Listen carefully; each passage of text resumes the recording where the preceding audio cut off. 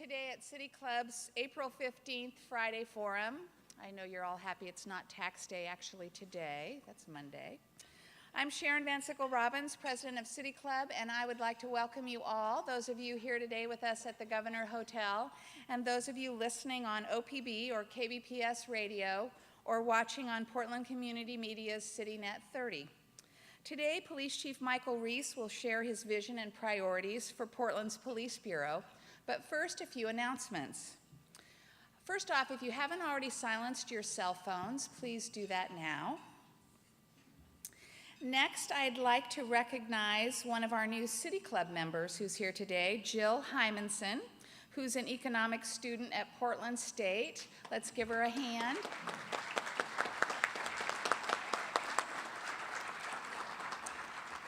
City Club's Premier Issues series is underway, and we invite you to attend one of our many upcoming events where participants discuss innovative solutions to Oregon's financial crisis.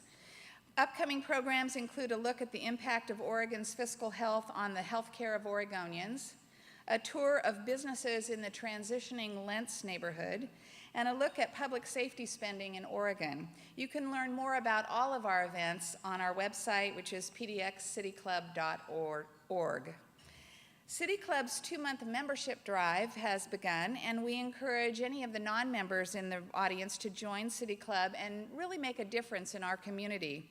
Now through the end of April, City Club will waive the $25 new member fee, and new members will receive a coupon for a complimentary lunch at a future Friday forum. Any current members who refer a new member will also receive a complimentary lunch coupon. There are membership forms on each table and at the registration desk in the back of the room, and City Club staff is available to help you become a member right here at today's forum. There really is no better time to join. I'd like to thank our media partners, including Oregon Business Magazine, and I'd also like to offer our appreciation to the Friday Forum corporate sponsors whose generous financial support makes these City Club luncheons possible.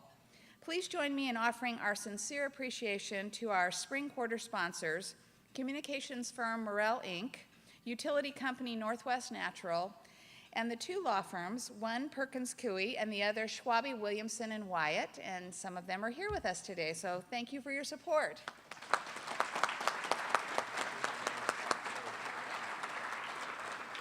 If your company or firm would like to be a City Club sponsor, please contact City Club staff at the back of the room or call the City Club offices.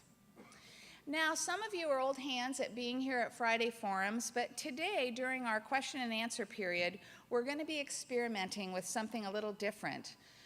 Some of you are actually shy, and even though you come a lot, you haven't got up and asked questions. So we're going to give a new opportunity this week to folks. On every table are pens and index cards, and during the forum, we invite you and your table mates to listen, see if you have some questions for our speaker that you're a little bit too shy to ask. And during the board host question, the staff will come around and collect the cards, and we'll pick one of the questions, maybe more than one, and we'll read it from the microphone. If you'd like to be credited for your question, please be sure to write your name on the card. And we know that you'll have some great questions for our speaker. And now to today's program. Today, Chief Michael Reese will share his vision for the Portland Police Bureau, including how he hopes to build and maintain trust between the police and the community they serve.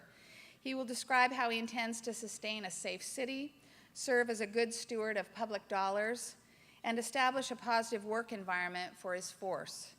Finally, he'll describe how Portland's public safety resources rank when compared to similar cities. He began his law enforcement career as a Multnomah County deputy sheriff.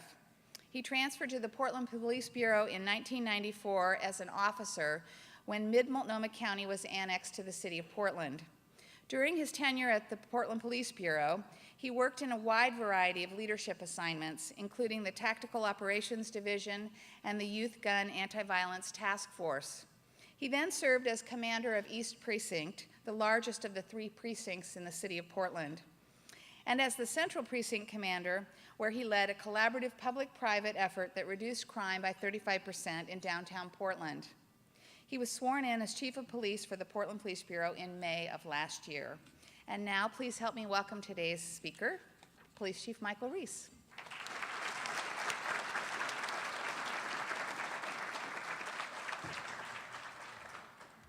Thank you, that was very kind. And my thanks to the City Club and to the members of the audience. I appreciate the opportunity to speak to you today about the state of the Portland Police Bureau and the public safety issues facing our community. I also want you to know how honored I am to be your Chief of Police. I represent a very fine police department and I serve a community that I care very deeply about. I'd like to give you a little bit of my background so you know where I came from and who I am. I grew up in Portland. I attended Roosevelt High School. I graduated in 1975. It's back when dinosaurs roamed the earth, before iPod and Facebook and texting. Somehow we managed to feed and clothe ourselves. I attended Mount Hood Community College and saved my parents thousands of dollars in tuition by dropping out after a year in school. I joined a rock band, and I thought I was going to be the next Carlos Santana. And after a few years, when that didn't work out as I had hoped, I went back to school. I graduated from Portland State, and that last year at Portland State, I was working on my degree in psychology, and as part of the degree requirement, you had to work a practicum at a social service agency. And I saw a sign or a poster up on the wall at Portland State for the Boys and Girls Clubs of Portland, and they were looking for volunteers to be Big Brothers. So I signed up for that, and during the course of my participation in that program, realized what a great organization the Boys and Girls Clubs were. I was fortunate to be offered a job when I graduated college with the organization as a counselor. Worked at the Lentz Boys and Girls Club and became the director of the facility. Worked there for many years and loved the work, but it would have required me, as I moved through the profession, would have required me to move out of Portland to be an executive director in another club. And so I decided to look for another profession because my roots were here and my family was here. And I saw an ad in the newspaper for the Multnomah County Sheriff's Office. They were hiring police officers, and I thought, well, that sounds exciting. And I started that long process that you go through and was very fortunate to get hired in 1989 with the Multnomah County Sheriff's Office. I worked on their safety action team in Columbia Villa and then the safety action team in Rockwood and David Douglas, and saw firsthand how when we work with our social service partners and our community, we can make really life-changing differences in the community. And certainly in Columbia Villa, we turned the place around. And I'll get into some of the issues that we face there. But back when I started in law enforcement, the Columbia Villa Crips controlled Columbia Villa. And through the good work of the Sheriff's Office and the police and our social service partners, we turned that around. So in 1992, the city was annexing mid-Multnomah County, and there was a lot of talk about consolidating the Sheriff's Office and the Police Bureau into one agency. And I decided to take the bull by the horns, and I was the chief petitioner on an initiative petition to consolidate our two agencies under the elected sheriff. And we gathered 40,000 signatures from citizens in Portland to put it on the ballot. We needed 40,400. So we didn't make it. And I thought, well, if you can't beat them, you better join them. And so when they annexed all of mid-Multnomah County, I was the last deputy sheriff transferred to the city of Portland. And I really have felt very humbled to have a career with the Portland Police Bureau. It's a great organization. We have come over the course of my career miles in how we provide police services and our commitment to the community. So before we start, I want to introduce two people here that are very important to me. My wife, Cindy, who's a counselor at Lake Oswego High School. And my oldest daughter, Alexandra, is here. She's a recent graduate from college. She just returned from 5 months in Italy, and as her father, I can say She's looking for a job. So, I'd like to place a little context to my remarks today and first discuss with you the public safety issues facing Portland when I started in law enforcement 22 years ago. In 1989, when I began my career, Portland was experiencing extremely high crime rates. Violent criminals committing robberies and rapes often served very little time in jail. Juveniles committing violent crimes were put on probation and received very little sanction for their acts. Neighborhoods in North and Northeast Portland were controlled by gangs like the Crips and Bloods. There were shots fired, calls every single day of the week, so many, in fact, that the Portland Police Bureau didn't have the resources to respond to all of those calls. We only went when there was property damage or someone was actually hit. Drug dealing in downtown Portland was so rampant that you couldn't walk a block in Old Town without someone asking you to buy cocaine or heroin. It was also the advent of community-based policing, and through the partnerships we developed and the good work of the police and the community, much has changed. We now have one of the safest cities in the United States. Forbes magazine recently rated us as the second safest city in the country. While we should be celebrating our success and building on this strong foundation, many folks in our city are concerned about rising social disorder, gang shootings, and quite frankly, the direction of the Portland Police Bureau.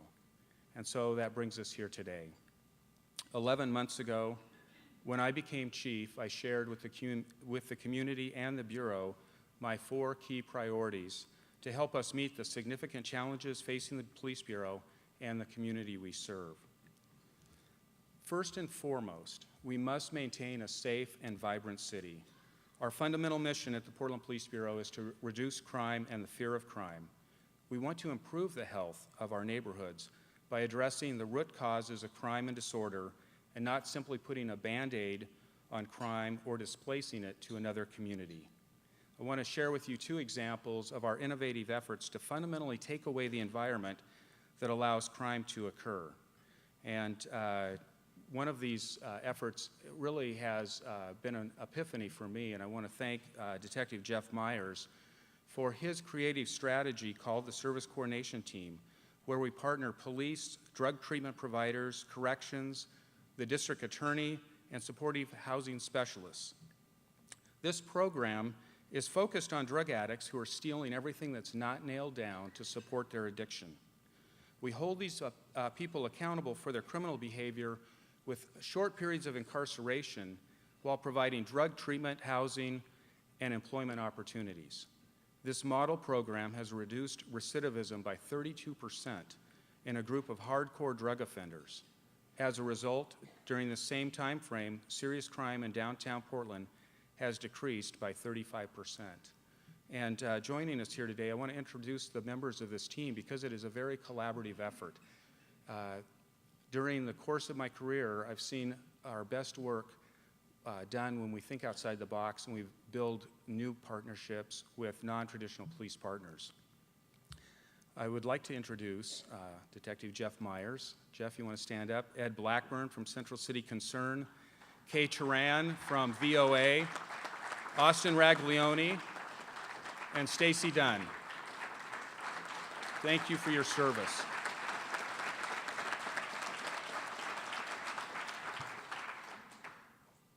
I really believe that I want our officers to have better relationships with our social service partners than we do with the jail. And it's not to take away from our partnership and our relationship with the Multnomah County Sheriff's Office, but think of how much powerful we would be as an organization if we had that same relationship with people from Central City Concern, VOA, Transition Projects, Join, the Boys and Girls Clubs. We would be doing much better work in our community and solving these long-term problems much easier. One of our greatest challenges around public safety right now is occurring out in East Portland, where we have large areas of low-income housing and a diversity of people never before experienced in Portland. For example, at David Douglas High School, the students speak over 67 different languages, many with English as a second language. 78% of the kids are eligible for free or reduced lunch. an indication of widespread poverty. These numbers are repeated in the Reynolds, Parkrose, and Centennial school districts. Through gentrification and urban renewal of the inner city neighborhoods and poor planning in East Portland years ago, we have displaced gangs and drug-related crime to a wide swath of area between 82nd and the city of Gresham. Gang shootings are becoming too frequent, and the opportunity for kids to engage in positive programs is limited. Portland Police Lieutenant John Scruggs, who's also here. John, can you stand up and we'll acknowledge your great work. And Thompson Morrison. Thompson, can you also stand up? Thank you. These two guys are pretty remarkable in their innovation. They've been working the last year on an initiative called the Rosewood Initiative, creating a community where it really hasn't existed in the past. Lieutenant Scruggs and his team focused on an area centered on 162nd and Burnside, where crime and low-income housing go hand in hand. By bringing neighbors, apartment owners, businesses, and police together, they are creating long-lasting solutions to systemic problems. Apartment managers are sharing information, developing fair and consistent standards of behavior. We've got a community coming together to build a neighborhood coffee house, and we're even playing classical music at the Max platform. It's the low-hanging fruit that matters, because things like that take away the environment that allows crime to occur. Without the police having to do anything, playing classical music has reduced calls for service and crime at that station, while on the other side of the system, at 122nd and 188th, crime is actually going up. As these examples show, we are working creatively on solutions to complex problems. We are an agile agency responding to emerging crime trends in an effective and efficient manner. Last summer, when faced with a fierce gang rivalry between the Rolling 60s Crips, the Unthanked Park Hustlers, and the Hoovers, we quickly pulled traffic officers, precinct officers, and transit officers to assist the gang enforcement team in what we called Operation Cool Down.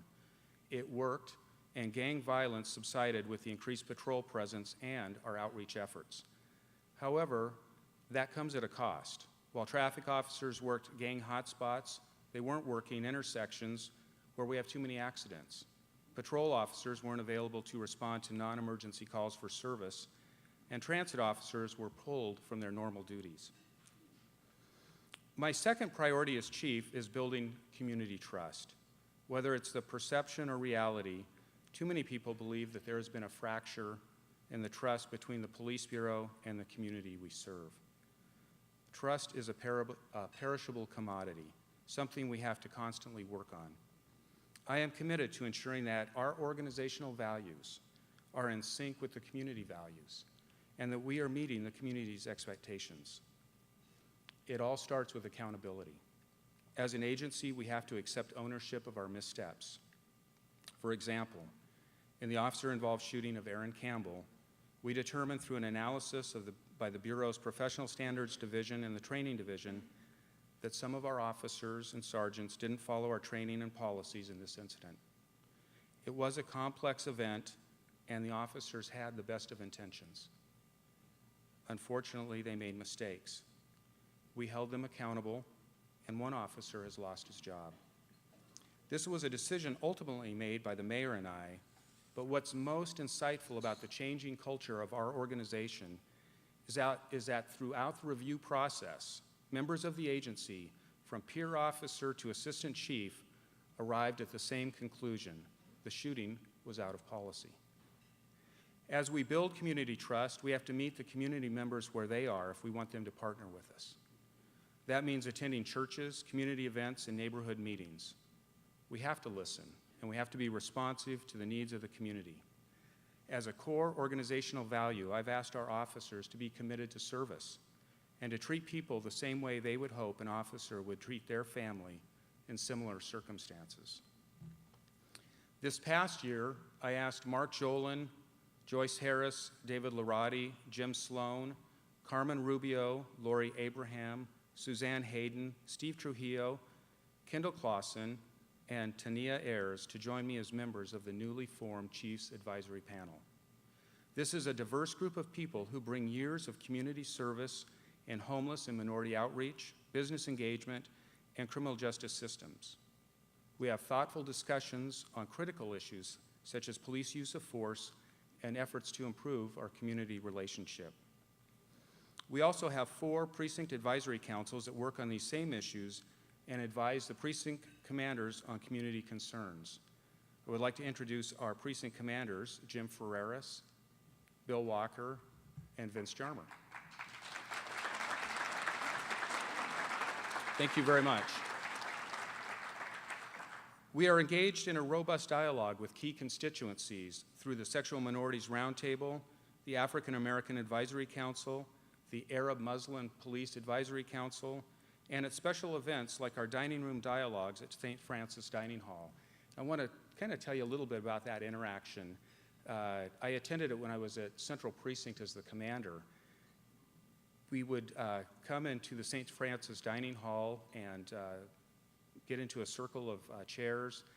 There would be 30 or 40 homeless people there, police officers that work the street, and we would sit and have a conversation about how we impact each other.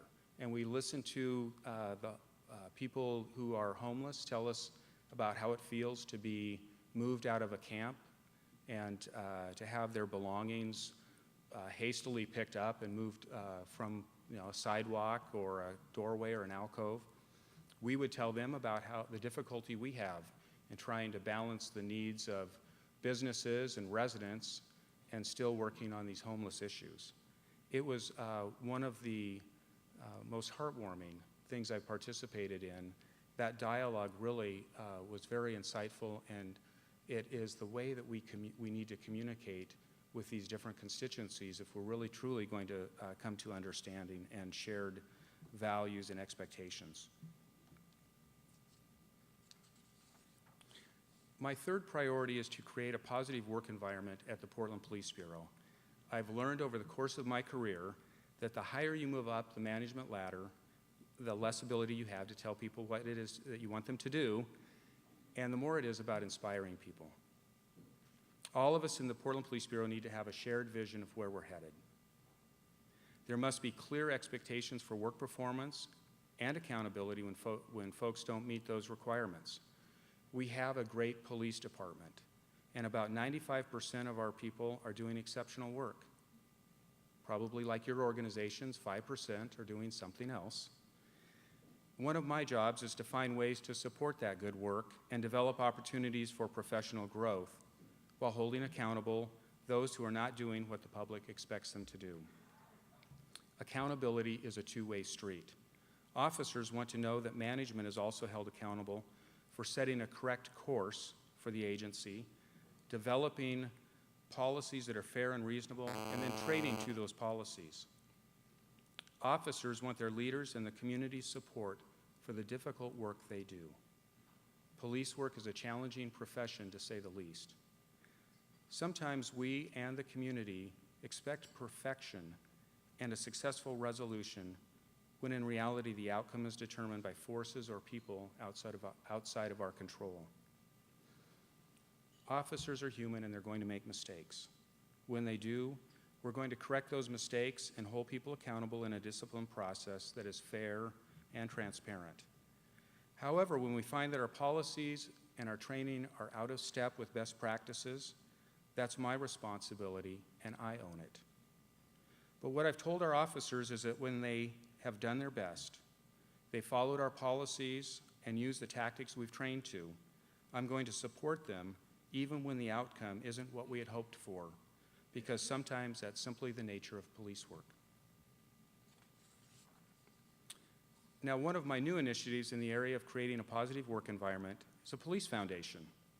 Its mission is to support our good work in the community and provide opportunities for professional growth to our employees that are beyond our current resources. The foundation will raise funds and awareness for programs that improve the police-community relationship, help with research and development of new partnerships, and fund leadership training for police officers. And I want to thank and acknowledge the great work by Rich Beck, the CEO of VTM Group, and Jim Linkus, the Regional Vice President for Via West for their work in leading our efforts. Gentlemen, thank you very much.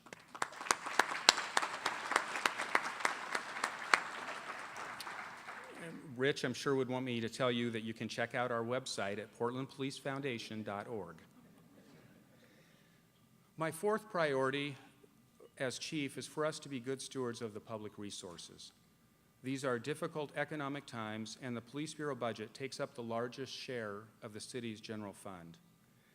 This fiscal year, our budget is almost $157 million. This year, we also face serious financial challenges.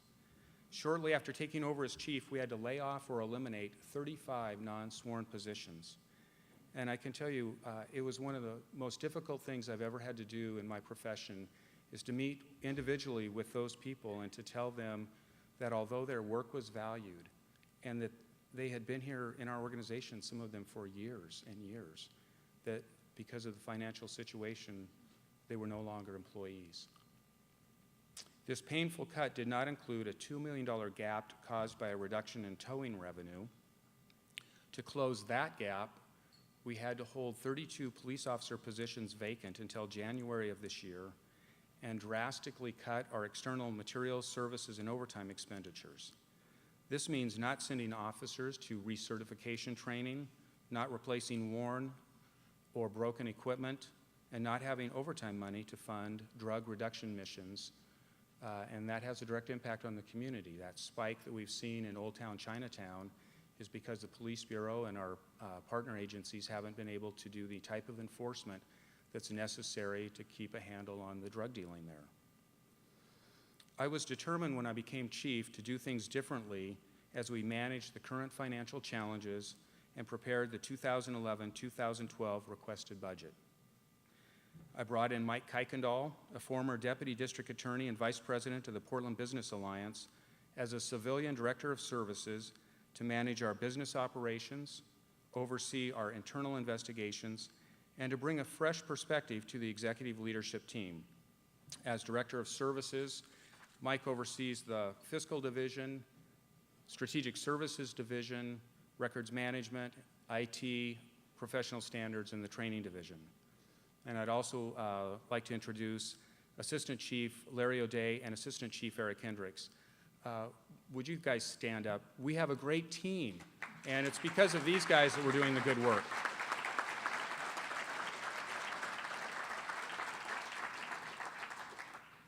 And so I'm sure many of you know Mike, and it's like a tidal wave hitting our agency when he comes in.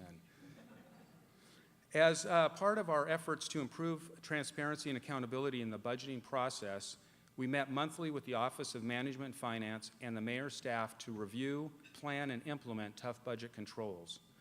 We recruited a new Citizen Budget Advisory Committee made up of people with financial, business, and community experience. They helped us dissect and analyze our budget through the lens of comparable cities and performance measures. Our team was led by Charles Wilhoit and included Steve Hawerda, Dorian Yee, Patricia Tinnack, Barbie Williams, Hank Four, Sarah Anderson, and Jean Tuller.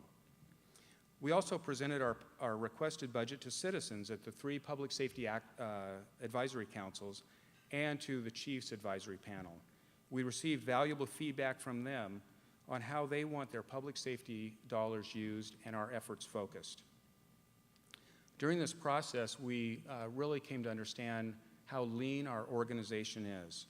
As part of our budget presentation to Council last week, we reviewed comparable cities' information on staffing and related performance measures. In 2002, our staffing level was at 1,047 officers, while the population of the city was about 538,000. Today, the population has grown about 50,000 people, and our authorized strength is down to 981 officers. That puts us at 1.68 officers per 1,000 and near the bottom of comparable cities like Phoenix, Oklahoma, Denver, Charlotte, Kansas City, and Austin. If we had the same staffing ratio as Seattle, we would have over 300 more officers in our department. Think of the good work we could do with that many more police officers. When we compare our detective staffing with similar agencies, we are at the very bottom in investigative resources of all of our comparable cities with only 16 detectives per 100,000 in population. How does that impact our ability to serve you? I would like to give you a couple examples of where we've had to limit our resources, our response to public safety concerns, because we don't have the resources that we'd like to have. Currently, we don't investigate every traffic accident. So if your car is hit, somebody goes through a stop sign and hits your car, a police officer may arrive and help with that exchange of information, but we can't keep them at the scene because there's calls holding and that they need to respond to. So the person that ran that stop sign isn't held accountable for that. We only investigate accidents when there's serious physical injury or there's alcohol involved. We don't have the investigators to assign someone to every fraud cases. In fact, if you're a business owner in the city of Portland and you've had fraud committed against your business, we're not going to be able to do follow-up until it's over $10,000. And we can't follow up on every drug house complaint. At the same time, I do see us aptly managing what we do with fewer officers and staff.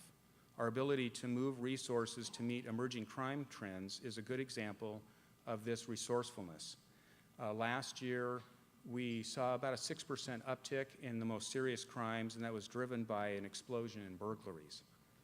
We pulled neighborhood response team officers, detectives, and drug investigators, and created a task force to work collaboratively in arresting prolific burglars and car prowlers, and interdicting their fencing operations on Craigslist and other internet sites.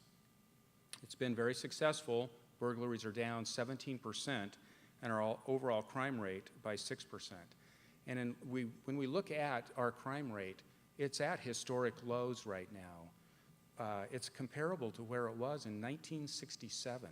So we're doing a lot of good work, and the community has been very engaged in that work, and it matters. We are as I said earlier, we are one of the safest cities in the United States. So what I'd like to do now, I've given you kind of some context and talked about my priorities, so I'd like to move forward a little bit. I want to talk about the future and what does it look like. There are significant public safety challenges facing our community and the Police Bureau. While violent crime is down, we are now asking our officers to be in the difficult and sometimes dangerous position of responding to systemic societal problems such as mental illness, drug addiction, and homelessness. Last year, we had 402,000 contacts with community members. About 192,000 of those calls were where people were calling us, 911 calls or the non-emergency line, asking for an officer to respond to a situation. About 209,000 were where officers were engaged in self-initiated activity. So that's the traffic stop, the pedestrian contact, getting out and talking to a business owner, attending a community event or a neighborhood meeting. Our officers are really being asked to do a lot of things that we didn't initially train for or understand, and I call it non-traditional police work. An example of that would be waking up transients in the morning before businesses open, and we do that to prevent that inevitable tension that occurs when a business owner arrives to find the doorway blocked by a homeless person camping in the alcove. If we're not there waking that person up at 7 a.m., when the business owner shows up at 8 or 9, we're going to get a radio call, and we may have to intercede in a fight or some other encounter between that person. So our officers go out in the downtown area and inner southeast, and they're waking up transients in the morning.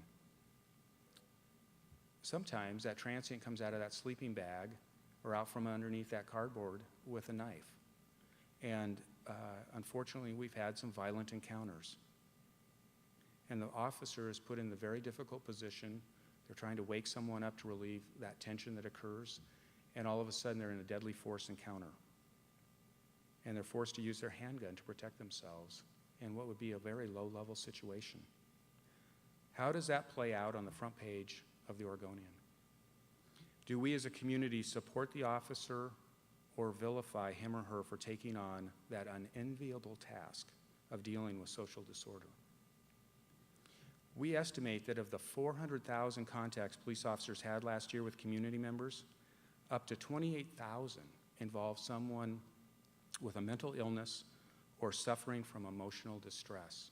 It's overwhelming our system. That's a lot of opportunity for failure. Yet what we are seeing is that our officers are responding with compassion and attempting to get people into treatment or supportive care.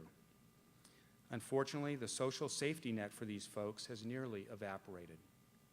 We are the first responders and sometimes the only responders to these situations. Last year, we had to take 1,100 mentally unstable people into custody on a civil hold because these people were a danger to themselves or others. We transported these folks to hospital emergency rooms, not because that's the best place for their care, but because the crisis triage center that we used to have has closed. And hospital emergency rooms are it. In 1955, the state of Oregon had 292 public psychiatric beds for every 100,000 in population. Today, there are only 19 beds available per 100,000 in population. The best expert consensus is that we should have at least 50. And if you're curious, these numbers are from a report by the Treatment Advocacy Center. The mental health system is broken, and the police officers on patrol are now expected to manage the behavior of a growing number of mentally ill people living on the streets of Portland. I'd like to shift our focus just a little bit as we talk about this issue to that tragic intersection where people suffering from a mental illness or an emotional disturbance or crisis, and that intersection with officer-involved shootings. We have had 9 officer-involved shootings in the past 13 months, beginning in January of 2010. We have had 3 police officers shot. 5 of those shootings took place in less than 2 months. One of our officers, Parak Singh, is still at home recuperating from his injuries. These incidents take a terrible toll on the officers and the community, and too often they result in a loss of life. I want to tell you about the process we go through with these officer-involved shootings, because every officer-involved shooting goes through a very thorough analysis, a detective investigation, a district attorney review, a grand jury finding, and then that internal affairs investigation, a training division analysis. The precinct commanders have to review all of that and make a determination about policy and training. And then it goes to a use of force board made up of citizens and peer members and our assistant chiefs. And ultimately, it comes to me to make a final decision about whether or not officers' actions were within policy. Unfortunately, that detailed analysis takes about a year. With the recent rise in officer-involved shootings, I felt it was important to have a quicker snapshot review by our Strategic Services Division and the Training Division to look for common denominators in these incidents and to see if there were changes in tactics, less lethal options, or dispatch protocols that we should be making immediately and not waiting a year. So I wanted to share with you a few of the highlights that we captured from these last 9 shootings over the past 13 months. So only one of the incidents was a self-initiated activity where an officer was making a traffic stop, which is really converse to what we would have expected to see, because when officers are making traffic stops or pedestrian contacts, there's something drawing them to that person's behavior, something that's indicating that there's a problem or crime is afoot. And so we would expect those to be more dangerous than the innocuous calls to check the welfare of a person. But instead, we're finding that more and more of these officer-involved shootings in our community are on dispatch calls for service. That's an opportunity for us to, it's not the usual scenario, but it is an opportunity for us to gather additional information. So as the dispatchers are talking to people, there's time as we're responding for us to get more information about these calls, information about a history of mental illness. Is there drug or alcohol use? If there is there access to a weapon? In these incidents that we looked at, all but one of the citizens involved in the shootings, all but one, had a history of mental illness or was emotionally disturbed. However, only one had been clinically diagnosed with a serious or persistent mental illness. And for those of you that are mental health providers, forgive me if I've missed the mark a little bit with SPMI. But these folks are flying under the mental health services radar. They're not so emotionally disturbed that they're going to be at the state hospital, but they're out on the streets or living in situations where they're really not fully cognizant of where they're at in their life. All but one of the individuals had a history of substance abuse, and the one that didn't have a history had marijuana in his system. Mental health providers tell us that when you combine a mental illness and substance abuse, it's very difficult for them to effectively work with that person. In every instance, a weapon was involved. It was part of the scenario, whether it was a knife, a gun, a machete, or a replica handgun. In many of these incidents, officers used less lethal options such as tasers and beanbag shotguns. And these tools work about 75% of the time. Unfortunately, in these incidents, there wasn't either time to deploy or it was ineffective. In response to this lack of efficacy, I asked the training division to look at options out on the horizon. And every once in a while you'll see in the newspaper things like sticky foam and guns that shoot nets. They're out there. We looked at them. There's sonic devices and there's laser tasers. We tested them all and reviewed the literature. Unfortunately, while these are currently being developed, they're not in an operational capacity for police work. And some of them never will be. Sticky foam may have unintended consequences. Obviously, you have a hazmat issue. You might have to clean the person up. You might have a person choke on sticky foam that you spray at them. When you put a net over somebody, you still have to put hands on to take them into custody. That net's going to interfere in that ability. That person still may have a weapon in their hands. We did replace our taser cartridges because we found that the ones we had weren't penetrating clothing, and that might have been one of the reasons why tasers weren't being effective. And we were testing taser shotguns that fire a probe out to 80 feet that give officers more distance and time to react. We also provided officers with new pepper spray that is stronger and more effective than our old spray. We have also met with our 911 dispatchers to discuss dispatch protocols. With the overwhelming number of calls involving people suffering from a mental illness or emotional crisis, we may need to start asking police, fire, medical, or mental health. On the other hand, if the answer is mental health, who will go? The Police Bureau has been and will continue to be at the forefront of innovation when it comes to responding to people in a mental health crisis.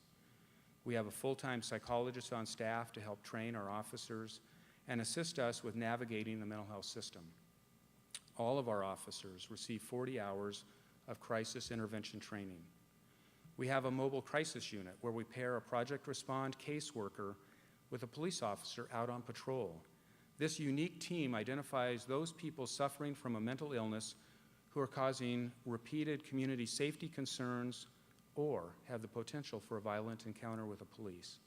The mobile crisis unit works to get that person back into treatment, back on their medications, and into a supportive environment, and out of contact with police officers. And I'd like to introduce Officer Chris Burley and Cindy Hackett from Project Respond. They work our mobile crisis unit.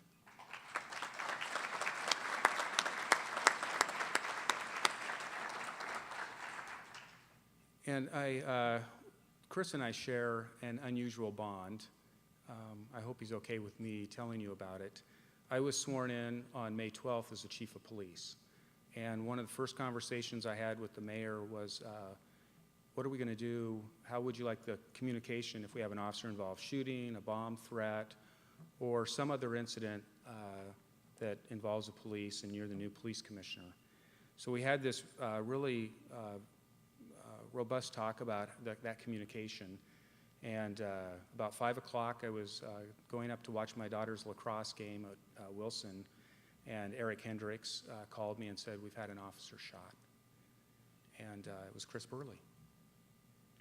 So on my first day, Chris was shot on a traffic stop by a young man. It was a very tragic encounter, a young man who was very seriously mentally ill. I want to commend Chris for his commitment, because out of that incident, He and his Project Respond worker have made a commitment to helping improve the lives of people with mental illness. And again, I really feel very strongly about this program and the good work they're doing. Chris, thank you very much.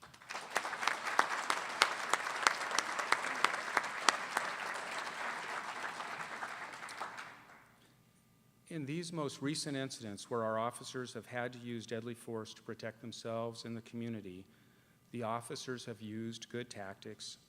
They've attempted to use less lethal options when appropriate. Unfortunately, the officers have been faced with out-of-control individuals, most with a mental illness or in some form of emotional crisis, self-medicating with marijuana or alcohol, armed with a firearm or a knife, and intent on harming the community or our officers.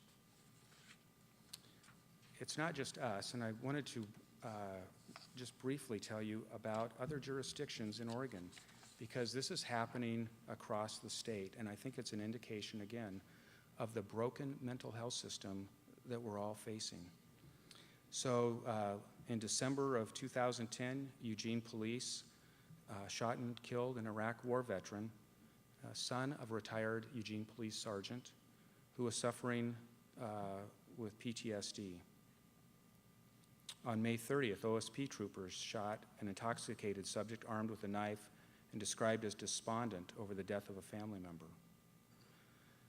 On January 23rd of last year, David Durham, allegedly suffering from delusions, shot Lincoln City police officer Stephen Dodds. On June 1st, Bend officers fired on a suicidal subject threatening to kill himself after he pointed the firearm at the officers. And on January 31st of last year, Gresham police had to shoot and kill a suicidal veteran armed with a rifle who pointed it at the officers.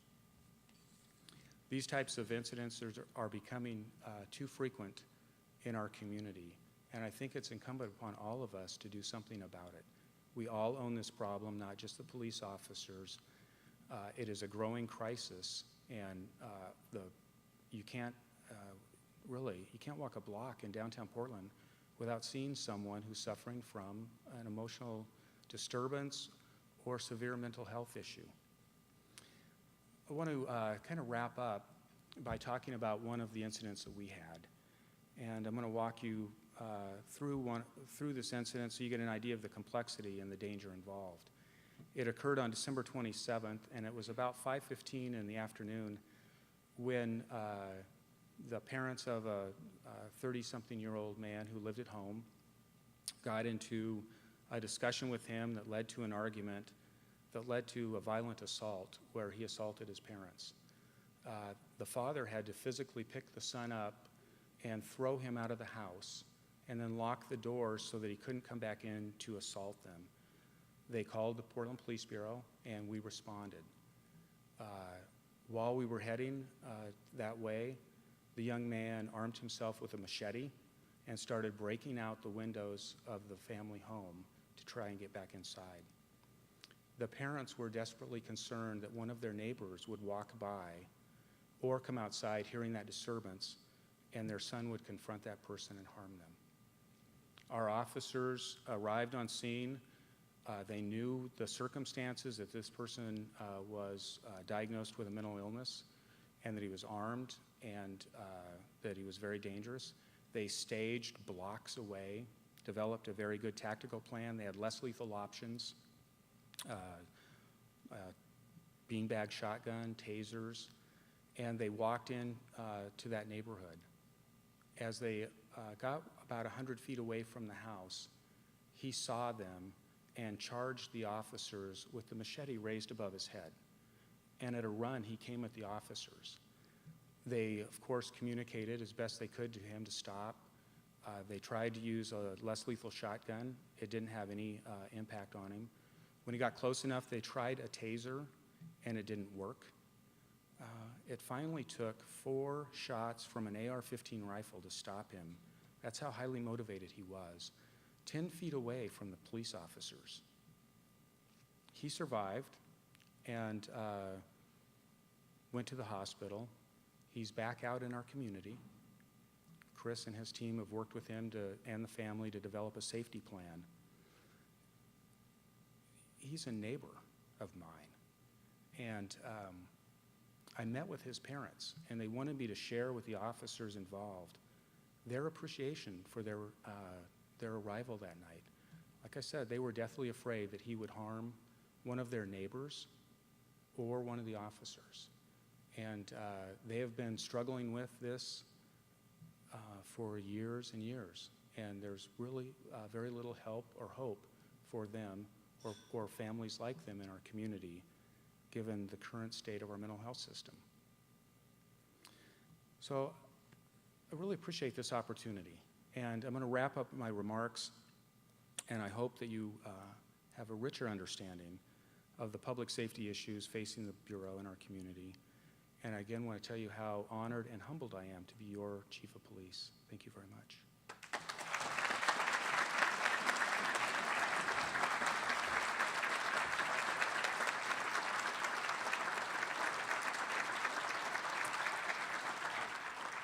Before I introduce our Friday Forum host, if you've written a question on one of the cards, hold them up now and the City Club staff will come and grab them from you.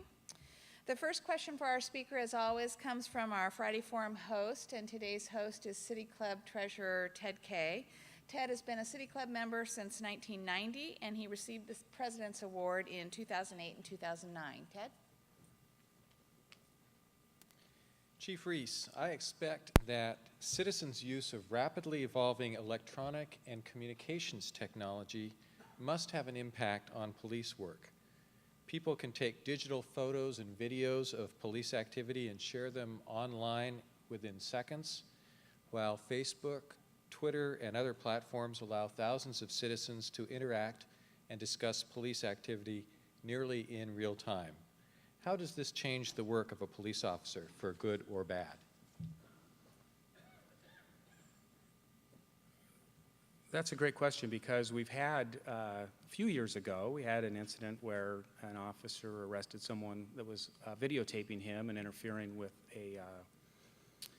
an arrest. And as Central Precinct Commander, I had to intercede in that investigation and that thing. And you know, what we tell our officers is that when you're out in public, expect to be photographed. You shouldn't be engaged in anything that you don't want to see on the front page of the newspaper, that you wouldn't be proud of your parents seeing, or the chief of police, and to live as if it's a fishbowl and everybody has a lens, because that's a reality. And it's, there's good and bad in that. And I think it certainly makes our officers maybe a little more sensitive to being out in public in that fishbowl. But as we've embraced that technology, it's actually been very beneficial for us. So, you know, you asked about Facebook and Twitter and things of that nature. The Police Bureau is embracing those technologies. We have a Facebook account. We Twitter. We tweet. I wish our communications people were here. They'd get me on the right track. But that's how we communicate now, and that's how our news organizations communicate. If you want to follow the Police Bureau, if you want that, it's not just the news that we send that out to, that information. We have a Twitter account where citizens can be there and get that up-to-the-minute information from our police department. I think that's the future. I have my own Facebook account, so I'm trying to embrace it. And really, in terms of the social networking, it's just how our young people are evolving. And as we hire these new officers, we've got to adapt and change with them and really create innovative ways for them to be members of the Police Bureau. We're now going to take questions from the floor, and this will include at least one of our card questions from the audience. With this exception, asking questions at City Club is a privilege of membership. So when you get up to the mic, announce yourself as a City Club member. And please ask your question in 30 seconds or less. If I flash my trusty question mark card, it means that we'd like to hear the question. Thank you. Win Wakala, member of City Club and Oregonians Against Trafficking Humans. And I want to thank the Police Bureau for the fantastic work and the sensitive work you're doing in that regard. And I know you've had some changes lately, and I wondered if you would like to explain what's going on now with your work with human trafficking. Certainly we saw out on 82nd Avenue in particular. I think that gave us a window into very tragic circumstances. And you saw young women, some of them as young as 13 years of age, out engaged in prostitution. Many of these young children were being forced to be in that situation, compelled by gang members, by older adults who were putting them out there to make really a tragic dollar off of this labor. We instituted a prostitution coordination team, and we worked with social service providers like LifeWorks Northwest to develop treatment options for people engaged in prostitution, these women, to get them off the street. It's really difficult with these young girls because the juvenile system isn't really set up to handle that type of victim. We don't want to arrest them, we want to help them. And when we would take them into custody, we'd try and interview them. They're really connected to their pimps. And so you have to break that bond that exists between them and the people that are compelling them to engage in prostitution. You've got to get them into some sort of supportive environment. So you take them to, you don't take them home because there's a reason most of these girls are out on the street. Home isn't the safest place for them. So you take them to maybe JDH. They're not set up to handle that. They get them, they're set up to handle, to put kids back into homes or into foster care. And these young girls, if you put them into foster care, they run. So the first thing they do when they get out the door of JDH after a few hours, they run right back to that person that was compelling them into prostitution. That makes it nearly impossible for us to prosecute that person on that crime, because without that young girl's testimony, we don't have a case. So working with our partners and with Senator Wyden, we are developing housing that is going to, in fact, we've already opened up a wing at JDH that will allow us to keep these young girls in supportive housing that doesn't feel like they're being institutionalized. Try and figure out what's going on in their family life. If we can make connections, do it. But most importantly, break that bond between them and that person that's compelling them into prostitution, and then make a case against that person and put them where they belong, which is prison. Hi, I'm Charity Fain, Executive Director and a member of City Club, and I have one of the written questions from the audience. How does the police force reflect the ethnicity of the population you serve? That's a great question. As long as I've been in police work, we've talked about wanting to make sure our police department reflects the diversity of the community, and we've never really been able to achieve that. And the population of Portland is very diverse. We have about 6% African American, about 8% Hispanic. Women make up about 50%.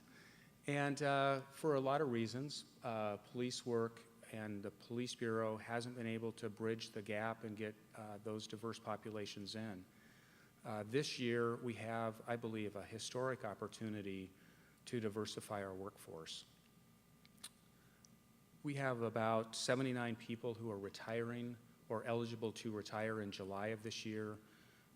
We have another group that are a large group eligible to retire in June of 2012. And we expect, because of our retirement system, there's some opportune times to retire, and these are 2 dates that work out for folks.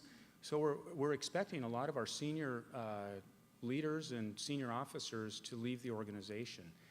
This creates an opportunity for us to remake the face of the Portland Police Bureau. And I've set some really clear metrics to our personnel division about getting diversity in our hiring pool. And so we're looking at candidates in California who are going through their post-academy class there. In California, they can pay to go to an academy. And unfortunately, in California, those departments are laying people off. They're not hiring. So we're actually getting recruits out of California who are very diverse. In our hiring that we've done since January, we're over 30% diverse, either racially or gender. So we're doing a better job than we ever have in this area. Kurt Wabering, member. First, a comment.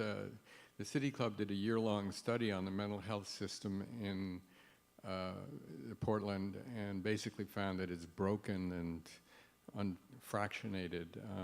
So I just draw your attention to that. My question, though, is about domestic violence. And what kind of training and response do you have for those kinds of volatile situations? Domestic violence is one of those issues that probably 20 to 25 years ago we didn't take as seriously as we do now. And back when I started out in police work, often you would go to the scene of a domestic violence call and you'd simply try and mediate the dispute, get them to agree to stop fighting. Often you'd have a husband or boyfriend that had assaulted his wife or girlfriend. And if the assault wasn't that bad, you might have left them there. Usually there's alcohol or drugs involved. And that isn't the case anymore. Officers are mandated now by state law to make an arrest in domestic violence situations where an injury's occurred. That's one of the, I think that's one of the best changes we've made in our law, and it has had a significant impact on domestic violence. Not that that situation has gone away, but we're really focused on it, and we're making efforts from our partners in the social service world to the Police Bureau to identify victims, to get them out of that abusive relationship. We have a domestic violence center out in East Portland where victims can go there to get restraining orders. They don't have to travel downtown anymore. We have advocates that work with our victims of domestic violence. It's a very robust system, and it has made a difference. I think that's one of the best things we've done in police work in the course of my career. Unfortunately, we've run out of time for further questions today, and we'll have to stop. Join us next week when we go 180 degrees for a talk by Gail Achterman, Chair of the Oregon Transportation Commission, on the future of Portland's transportation systems. And as we close, please join me again in expressing our appreciation to today's guest, Chief Michael Reese. We're adjourned.